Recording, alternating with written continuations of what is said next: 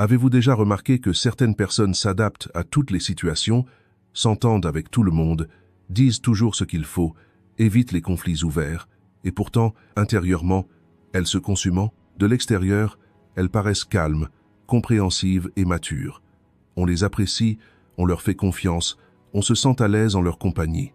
Mais en elles, il y a un vide silencieux, une vitalité qui s'amenuise de jour en jour, une voix intérieure qui s'éteint peu à peu, un vague, mais profond sentiment de vide. Selon Carl Jung, il ne s'agit pas d'un trait de personnalité, mais d'un repli de l'âme.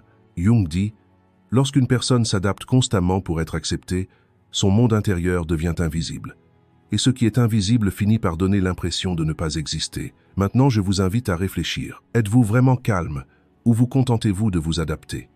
Êtes-vous vraiment compréhensif ou avez-vous appris à vous taire pour éviter d'être blessé? Car, selon Jung, l'adaptation n'est pas toujours une vertu. Parfois, c'est une stratégie de survie. Parfois, c'est un prix payé sans qu'on s'en aperçoive. On l'apprend dès l'enfance. Si vous vous adaptez, vous serez aimé. Si vous restez silencieux, vous ne serez pas exclu. Si vous ne réagissez pas, il n'y aura pas de problème. Avec le temps, ces comportements finissent par apparaître comme des traits de caractère. On se définit ainsi, je suis adaptable, je ne cause pas de problème, je me débrouille. Mais Jung affirme que le monde intérieur d'une personne n'est pas fait pour être géré. Chaque pulsion refoulée, chaque colère, chaque déception s'accumule dans l'inconscient. Et sans s'en rendre compte, on commence à mener une double vie. Adaptable en apparence, agité intérieurement, calme en apparence, tendu intérieurement, apparemment forte en apparence, fragile intérieurement. À ce stade, un événement critique se produit. La personne n'arrive plus à distinguer clairement ce qu'elle ressent.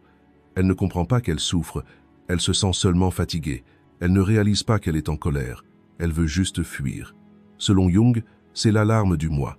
L'âme cherche à attirer l'attention, car la personne n'agit plus pour vivre, mais pour s'adapter. Voici une vérité que personne n'est prêt à accepter facilement.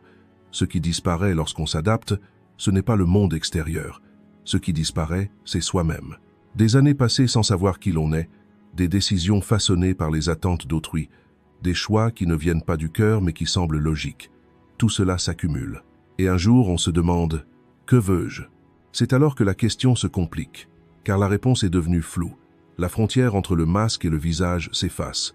Selon Jung, c'est précisément le moment le plus dangereux. On ne se rend plus compte qu'on joue un rôle. On croit choisir, mais on agit machinalement.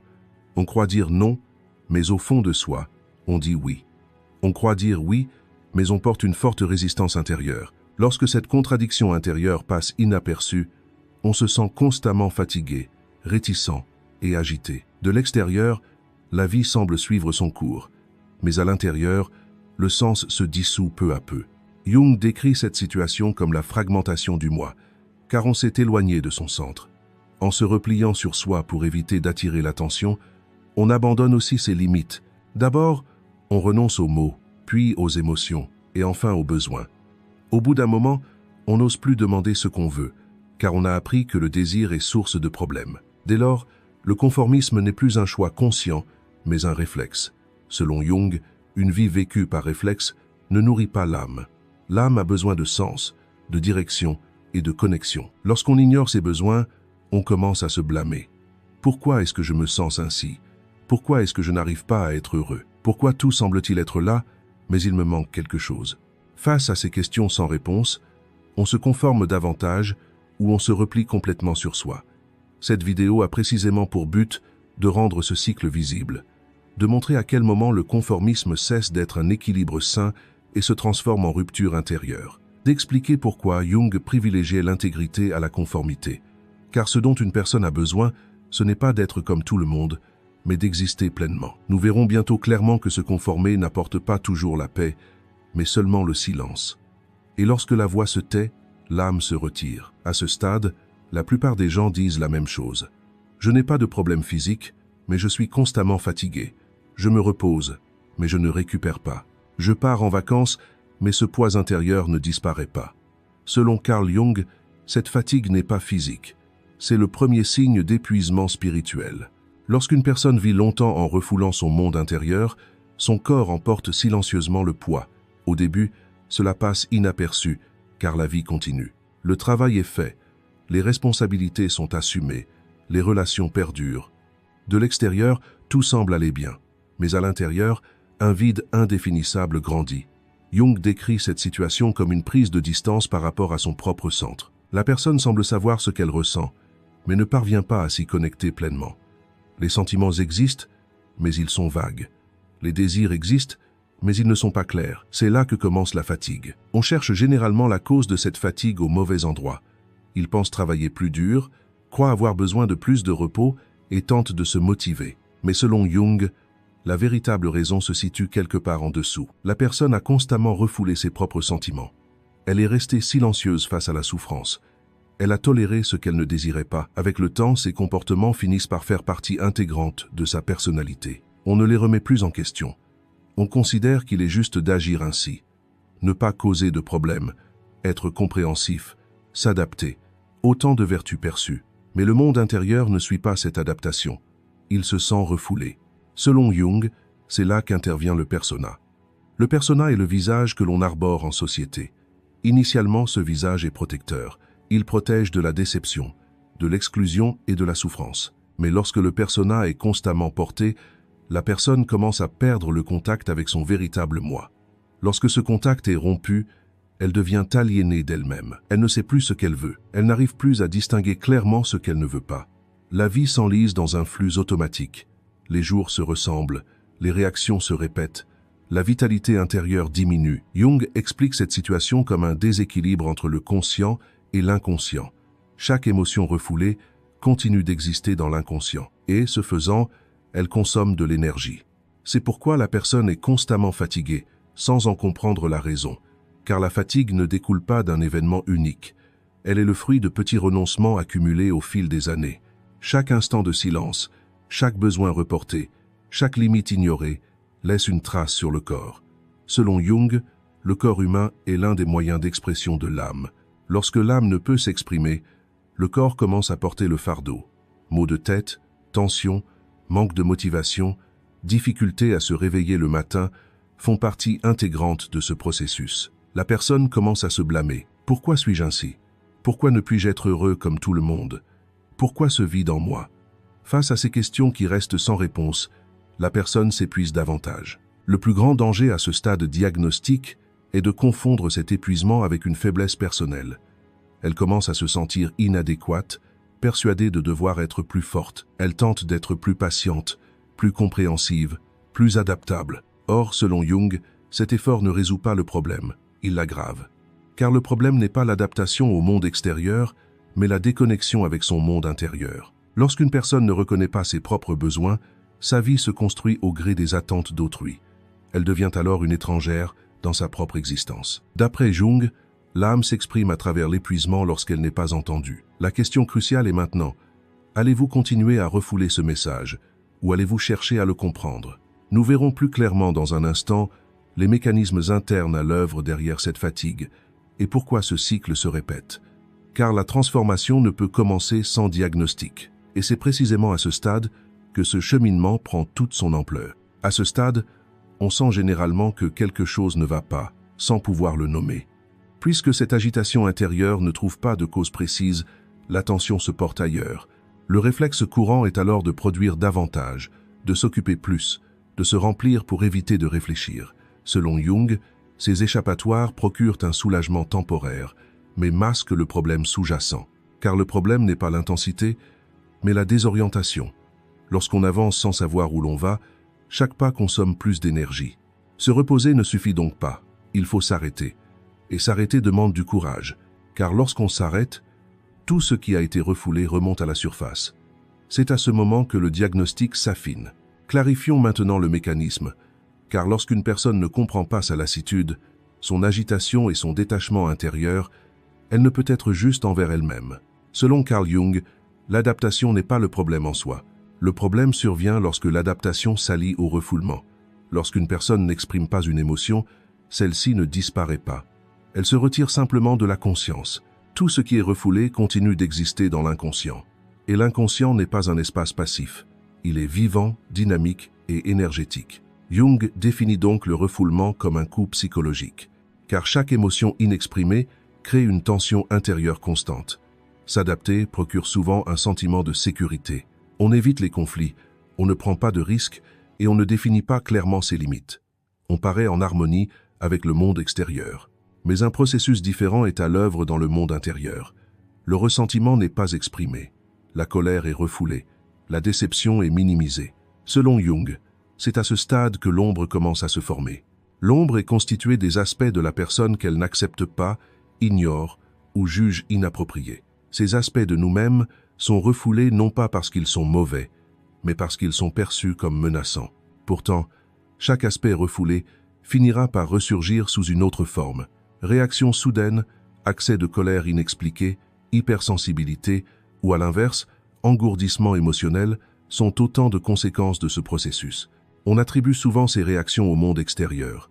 On avance des explications telles que les gens sont devenus trop sensibles, les relations sont devenues difficiles et la vie n'est plus la même. Selon Jung, il s'agit d'une illusion. Ce qui devient réellement difficile, c'est la connexion que l'on établit avec son propre monde intérieur. Car à mesure que le refoulement augmente, l'équilibre intérieur est perturbé. Le mental conscient cherche constamment à contrôler. Ce qu'il faut dire, ce qu'il faut ressentir, ce qu'il faut montrer est calculé. Cet effort de contrôle n'apporte pas de sécurité. Au contraire, il accroît la tension, car le contrôle diminue la vitalité. On ne réagit plus naturellement. On adopte des réactions calculées. Jung explique cela comme une mauvaise orientation de l'énergie vitale. La différence entre harmonie et refoulement passe souvent inaperçue. Une personne se croit calme, mais en réalité, elle est paralysée. Elle confond le silence avec la sagesse, mais ce silence provient d'une rupture du lien avec soi-même.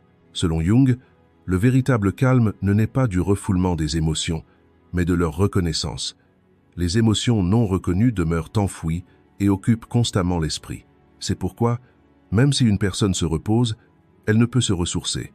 Car si le corps se repose, c'est l'âme qui est opprimée. Et l'âme aspire au mouvement, à l'expression et à une direction. Lorsque ces besoins lui sont refusés, une constriction intérieure se produit. L'aspect le plus insidieux de ce mécanisme est le suivant. Au bout d'un certain temps, on ne remarque même plus le refoulement. Cette situation se normalise. La personne se croit forte, elle se croit résiliente, elle pense pouvoir tout endurer. Selon Jung, il s'agit d'une force illusoire. La véritable force est de pouvoir se tenir droit sans perdre sa capacité à ressentir. À mesure que le refoulement augmente, les sentiments s'émoussent. Même l'amour est vécu avec plus de retenue. L'enthousiasme diminue. La curiosité disparaît. La vie se transforme en une routine mécanique. On remplit ses obligations sans établir de contact. Un point critique se pose alors. L'émotion refoulée, loin de disparaître, s'accumule dans l'inconscient et se projette vers l'extérieur au fil du temps. Selon Jung, on commence à percevoir chez autrui des aspects de soi-même inacceptables. La colère d'autrui nous perturbe. Les limites que nous posons sont perçues comme une menace, la lucidité comme de l'arrogance. En réalité, ce qui nous dérange, ce n'est pas l'autre, mais la part refoulée en nous. Les relations deviennent alors de plus en plus difficiles. On se sent épuisé. L'intimité devient risquée. Garder ses distances paraît plus sûr. Celui qui croit se conformer s'isole sans le savoir. Car la véritable connexion est impossible à travers le refoulement. Pour Jung, la connexion n'est possible que lorsqu'on peut exister sans se cacher. Tant que le refoulement persiste, l'individu s'éloigne de son centre. Sa vie se modèle sur les attentes extérieures, reléguant son monde intérieur au second plan. À ce stade, la fatigue s'intensifie, la perte de sens s'accroît et la personne commence à ressentir clairement un manque. Ce sentiment est déstabilisant, mais aussi précieux, car c'est à ce moment précis que le mécanisme se révèle. À un certain moment, le mécanisme commence à se fissurer. Souvent, on ne s'en aperçoit pas lors d'un événement majeur. Une crise, une perte ou un effondrement dramatique ne sont pas nécessaires. La rupture se produit plus insidieusement. On réalise qu'on ne supporte plus ce qu'on acceptait auparavant. Les petites exigences deviennent un fardeau, les conversations simples deviennent épuisantes. On a l'impression que les autres demandent plus d'énergie. Selon Jung, c'est à ce moment que l'âme commence à se replier sur elle-même. Parce que le moi a été ignoré pendant si longtemps, l'âme prend ses distances pour se protéger. De l'extérieur, la personne fonctionne encore. La vie continue, mais intérieurement, une rupture s'est produite. La personne ne parvient plus à se connecter comme avant. À ce stade, on a souvent tendance à s'en vouloir. On se croit impatient. On pense que son seuil de tolérance a baissé. On se dit qu'il faudrait être plus compréhensif. Selon Jung, cette interprétation est erronée. Ce qui manque ici, ce n'est pas la patience, mais la capacité de se connecter. Lorsque l'âme est longtemps refoulée, elle se met en mode défensif. Cette défense prend la forme d'un repli sur soi. Les émotions sont enfouies. La personne a l'impression d'être devenue insensible. En réalité, son âme cherche à se mettre à l'abri, car s'adapter, se gérer et s'ajuster constamment est devenu un fardeau. Le signe le plus évident de cette rupture est la réactivité. La personne réagit de façon excessive ou devient complètement insensible. Le juste milieu disparaît. Selon Jung, cela indique une rupture de l'équilibre entre le conscient et l'inconscient. Le contenu refoulé est devenu incontrôlable. Un mot anodin provoque une colère immense. Une critique insignifiante occupe l'esprit pendant des jours. Ou bien, c'est l'inverse qui se produit. La personne ne réagit à rien. Elle paraît indifférente. Mais cette indifférence ne découle pas de la sagesse, mais du repli sur soi. L'âme a décidé que le contact est risqué. À ce stade, le contrôle entre en jeu. La personne tente de tout contrôler. Elle calcule constamment ce qu'elle va dire, ce qu'elle va ressentir, comment elle va se comporter. Selon Jung, le contrôle n'apporte pas de sécurité. Il ne fait que restreindre la vitalité. Plus le contrôle augmente, moins l'action spontanée est fructueuse. La vie devient planifiée, mais sans couleur. La personne se sent en sécurité, mais une tension intérieure la tenaille, car le contrôle entrave le flux naturel de l'âme. Lorsque l'âme ne peut s'exprimer, elle se replie sur elle-même. La personne perçoit alors clairement le décalage entre le rôle qu'elle joue et ce qu'elle ressent. Cette prise de conscience est douloureuse, car le prix d'un système maintenu pendant des années devient évident. On réalise à quel point on a négligé ses propres besoins, à quel point on a transgressé ses propres limites. Cette prise de conscience n'est pas facile. Nombreux sont ceux qui se replient sur eux-mêmes à ce stade, s'accrochant à leurs vieilles habitudes et cherchant à se conformer encore davantage. Selon Jung, il s'agit d'une tentative pour étouffer l'appel de l'âme. Lorsque la rupture est réprimée, le repli s'accentue. On devient introverti, la capacité à apprécier la vie diminue, les relations deviennent superficielles, les jours passent plus vite mais sont moins mémorables. Et cela est souvent décrit comme une dépression, un épuisement professionnel ou un sentiment d'absurdité. Jung, cependant, le définit autrement. C'est l'âme qui réclame une nouvelle direction. Nous voici à un moment crucial. La rupture n'est pas une fin, c'est le seuil d'une transformation. Lorsque l'âme se retire, elle nous oblige à faire une pause, nous invitant à l'introspection. Si nous acceptons cette invitation, le processus évolue dans une direction différente. Bientôt, nous percevrons plus clairement le prix de cette rupture, ainsi que son potentiel. Car chaque retrait, correctement interprété, peut ramener l'individu à son centre. Et ce centre ne naît pas de l'harmonie, mais de la plénitude. Ce retrait est souvent mal interprété. On se croit affaibli, on pense avoir perdu sa motivation, et on se force à retrouver son dynamisme d'antan. Selon Jung, cette contrainte rend le besoin de l'âme encore plus invisible. Car la rupture n'exige pas plus d'efforts, elle exige une conscience accrue. L'âme signale que les anciennes formes d'harmonie ne sont plus fonctionnelles. Si l'on persiste dans les mêmes schémas, le conflit intérieur s'intensifie. C'est pourquoi l'erreur la plus fréquente lors de la rupture est de vouloir se rétablir. Au lieu de se rétablir, il faut écouter. Et au lieu d'écouter, on choisit souvent le silence. Tant que ce silence perdure, la distance intérieure grandit. C'est précisément là que réside le potentiel de la rupture. Pour la première fois, une personne prend conscience de ses réactions automatiques. Elle commence à s'interroger sur ses motivations. Ce questionnement est déstabilisant, mais précieux. Selon Jung, l'âme impose alors un choix. Soit on continue à se consumer intérieurement en s'accrochant à d'anciennes formes d'harmonie, soit on perçoit cette brèche comme un passage. Ce passage n'est pas aisé. Il n'offre aucune sécurité. Mais il est bien réel. Et comme tout ce qui est réel, il rapproche l'être humain de son centre. Une fois la rupture survenue, il est impossible de revenir à l'ordre antérieur. Selon Carl Jung, deux voies s'offrent alors à la personne. Soit elle refoule le malaise qu'elle ressent et s'accroche à ses anciens mécanismes d'adaptation, soit elle accepte cette brèche comme le point de départ d'une transformation consciente. Le processus que Jung nomme individuation commence précisément à ce stade. L'individuation est le processus par lequel une personne cesse de se conformer aux autres et se tourne vers elle-même. Il ne s'agit pas d'une rébellion, ni d'une rupture, mais d'un réassemblage des parties. Lorsqu'une personne vit longtemps selon les attentes extérieures, elle divise son monde intérieur. La partie acceptée se distingue tandis que les parties inconfortables sont reléguées au second plan. L'individuation met fin à cette division. Elle consiste à voir ce qui a été refoulé, à reconnaître ce qui a été rejeté et à les intégrer consciemment à soi. Selon Jung, la transformation ne commence pas par un changement de comportement, mais par une prise de conscience. La première étape consiste à apprendre à s'observer. Ils prennent conscience de leurs réactions automatiques, de leur silence et des situations qu'ils acceptent contre leur gré. Cette prise de conscience peut paraître minime, mais elle est efficace, car la personne n'est plus dans une position de réaction, mais d'observation. Dès lors, le champ des choix s'élargit. On réalise qu'il n'est pas nécessaire de répondre à tout, d'expliquer chaque émotion ni de satisfaire à toutes les attentes. Cette prise de conscience n'apporte pas immédiatement la paix. Elle provoque un certain malaise, car l'ancien ordre est perturbé. Mais ce malaise est le signe d'un regain de vitalité. L'une des étapes les plus importantes du processus d'individuation est l'établissement de limites. Selon Jung, poser des limites n'est pas de l'égoïsme, mais une forme d'hygiène spirituelle. Lorsqu'on ignore ce à quoi on dit oui, on ignore aussi ce à quoi on dit non. La transformation commence donc par des limites claires, même modestes. Ne pas répondre immédiatement, ne pas justifier chaque demande, respecter son propre rythme.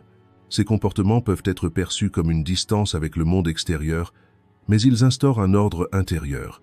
Pour la première fois, l'âme se sent en sécurité. Quand on se sent en sécurité, on n'a pas besoin de se replier sur soi. Dans ce processus, le contact avec l'ombre est inévitable. Ce que Jung appelle l'ombre, ce sont les aspects de la personne qu'elle refoule, non pas parce qu'ils sont mauvais, mais parce qu'ils sont jugés inappropriés. La colère, la jalousie, les exigences, le désir de pouvoir, la vulnérabilité. Lorsqu'ils ne sont pas reconnus, ils créent des problèmes. Lorsqu'ils sont reconnus, ils complètent la personne. L'individuation ne cherche pas à éliminer l'ombre. Elle la relie à la conscience. Une personne peut alors se dire « Je ne suis pas simplement docile. Je ne suis pas simplement compréhensif. Je peux me mettre en colère. Je peux poser des limites. Je peux lâcher prise. » Cette acceptation libère une énergie intérieure. C'est précisément ce que nous appelons un retour. Le retour de l'âme au centre d'où elle s'était retirée. Ce retour est silencieux. Il ne requiert pas de grandes décisions. Il n'est pas nécessaire de changer radicalement de vie. Ce qui change, c'est la relation que l'on entretient avec soi-même. Selon Jung, lorsqu'une personne reste fidèle à elle-même, sa relation au monde extérieur se transforme naturellement. Elle s'explique moins. Elle se défend moins. Il cherche moins à se conformer, car il possède désormais un socle intérieur. Ce socle se nourrit non pas d'approbation, mais de conscience. Il est important de préciser que l'individuation ne consiste pas à se couper de tous. On continue à tisser des liens, on reste membre de la société. Ce qui change, c'est la disparition du besoin de créer des liens en se sacrifiant. Selon Jung, un véritable contact est possible entre deux personnes entières. Celui qui se perd ne crée pas de contact, il se conforme. Celui qui se retrouve crée un contact. Ce contact est moins spectaculaire, mais plus authentique. Il est moins épuisant, mais plus profond. Si vous êtes arrivé jusqu'ici, c'est que ce processus a aussi du sens pour vous. Car l'individuation n'est pas une théorie, c'est un mouvement intérieur vécu. Elle commence par de petites prises de conscience, se reflète dans les comportements et, avec le temps, modifie la position de la personne. Le signe le plus important de cette transformation est le suivant. La personne ne ressent plus le besoin de s'adapter constamment. Elle agit non pas pour se conformer, mais pour exister pleinement. Et à ce stade, l'âme cesse de se replier sur elle-même, car elle est désormais visible. Elle est entendue. Elle a trouvé sa place au cœur même de son être. Nous verrons dans un instant comment cette transformation se traduit concrètement dans la vie et pourquoi une personne est perçue plus fortement par le monde extérieur. Car l'individuation engendre non seulement la paix intérieure, mais aussi la clarté. À ce stade, le problème n'est plus la conformité, mais la qualité de la relation qu'une personne entretient avec elle-même. Selon Carl Jung, pour établir une relation saine avec la société, il est essentiel d'atteindre la plénitude intérieure. Plénitude ne signifie pas perfection. Plénitude, c'est la capacité des différentes facettes de soi à coexister harmonieusement, sans reniement. Une personne reste incomplète lorsqu'elle se définit uniquement par son côté harmonieux, compréhensif et calme. Elle se rapproche de son centre lorsqu'elle reconnaît ses forces et sa fragilité, sa clarté et son hésitation, son amour et sa colère. La vérité que Jung souligne est la suivante. Moins une personne cherche à se diviser, plus sa vie devient simple. La conformité est nécessaire jusqu'à un certain point. Les êtres humains sont des êtres sociaux et vivent au sein de relations. Mais lorsque la conformité se substitue à soi-même, un détachement intérieur s'installe. La plénitude, en revanche, permet de rester en contact avec soi-même et avec le monde extérieur. Ce contact est naturel. Il ne requiert ni jeu de rôle, ni adaptation constante, ni transformation en une autre personne en toutes circonstances. Selon Jung, une personne entière n'éprouve pas le besoin de se défendre car elle n'est pas intérieurement fragmentée. Elle sait ce qu'elle ressent. Elle a clarifié ce qu'elle ne veut pas. Cette clarté peut être perçue comme de la dureté de l'extérieur. En réalité, il s'agit d'une posture. L'apogée se situe précisément là. L'individu ne réagit plus, il choisit. La paix réside dans la réduction des conflits intérieurs. Lorsqu'une personne commence à être honnête avec elle-même, la vie devient plus simple. C'est précisément ce que Jung appelait la sagesse. Il ne s'agit pas de contrôler sa vie, mais de se connaître soi-même. Il ne s'agit pas de gouverner le monde extérieur, mais d'écouter son monde intérieur. Le conformisme vous a peu être protégé. Il a peu être fonctionné un temps, mais vous êtes maintenant à un autre stade. Selon Jung, cette phase de la vie exige moins de jeu de rôle et plus d'authenticité. Elle exige moins de conformisme et plus de plénitude. Lorsque cette plénitude est atteinte, l'âme ne se retire pas. Au contraire, elle trouve sa place au centre. L'individu ne craint plus de se perdre car il a appris à se connaître. Ce n'est pas une fin, c'est une position. Chaque pas franchi à partir de maintenant est guidé par ce centre. La vie ne devient pas plus difficile, elle devient plus simple. L'individu désire moins de choses, mais établit un lien plus authentique avec ce qu'il désire. C'est le véritable héritage de Jung. Lorsqu'une personne ne renonce pas à être elle-même, elle n'a plus à lutter contre la vie. Non pas la conformité, mais la plénitude. Et la plénitude est le moment où l'individu se reconnecte à son âme. Dès lors, la nature de sa relation au monde change. Elle explique moins, se défend moins et cherche moins à persuader, car elle possède désormais un fondement intérieur. Selon Jung, ce fondement la protège également de la manipulation. Une personne consciente d'elle-même n'est pas facilement influencée par les attentes d'autrui. Elle n'est pas mue par la culpabilité, la peur ou le besoin d'approbation. Par conséquent, elle est moins facilement perturbée, moins dispersée. De l'extérieur, cet état peut être perçu comme de la distance. En réalité, il est le reflet extérieur d'un ordre intérieur. On n'est plus obligé d'être la même personne partout et avec tout le monde. À mesure que l'on s'épanouit pleinement, on réalise que le véritable fardeau de la vie ne réside pas dans ce que l'on vit, mais dans le fait de se réprimer constamment face à cette expérience. Selon Jung, on peut endurer la douleur, vivre avec l'incertitude et traverser des pertes. Ce qui est insupportable, c'est une vie passée dans le déni de soi. Ainsi, l'épanouissement personnel n'apporte pas seulement la paix. Ceci conclut notre vidéo. Pour plus de contenu, abonnez-vous à notre chaîne. Si vous souhaitez nous soutenir financièrement, vous pouvez devenir membre en cliquant sur le bouton « Rejoindre ». Merci.